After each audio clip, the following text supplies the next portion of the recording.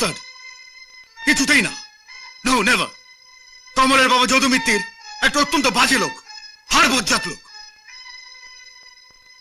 তোমাদের ঝগড়ার জন্য আমাদের মনটা বিষিয়ে দেবে। মা, আমি নিরুপায় মা। আমার কথা তোমাকে মানতেই হবে। আমার পক্ষে মানা সম্ভব নয়, এটা আমার ব্যক্তিগত ব্যাপার।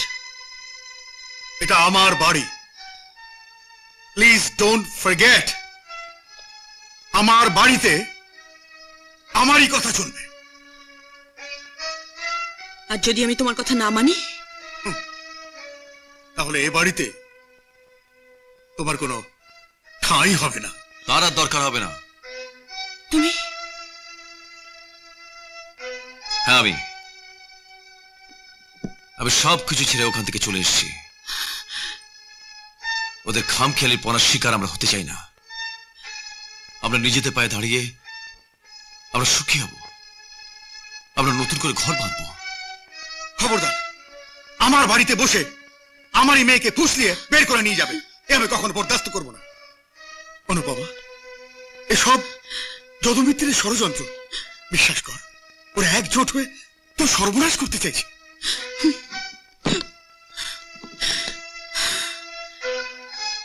যেতে আমাকে হবেই। অনু, কি বলছিস মা? এসো। দাঁড়াও, তবে জেনে যাও, এ বাড়ির দরজা চিরদিনের জন্য তোমার কাছে বন্ধ হয়ে যাবে, আর আমার মেয়ে আমার কাছে মৃত। এসো। অনু,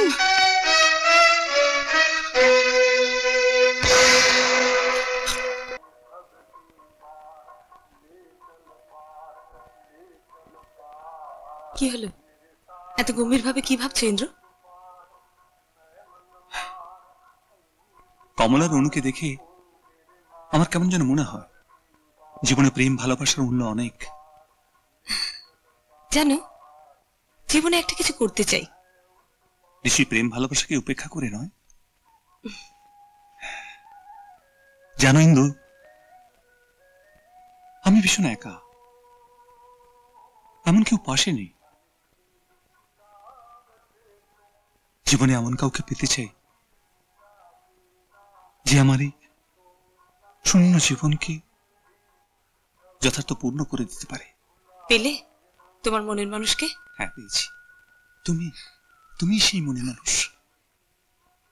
বেলা অনেক হলো, বাড়ি যাবে না?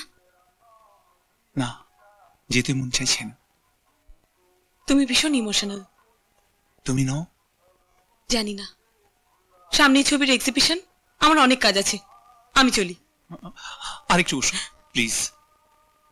বাহ, তোমার আংটিটা তো বেশ খুব ভালো মানিয়েছে।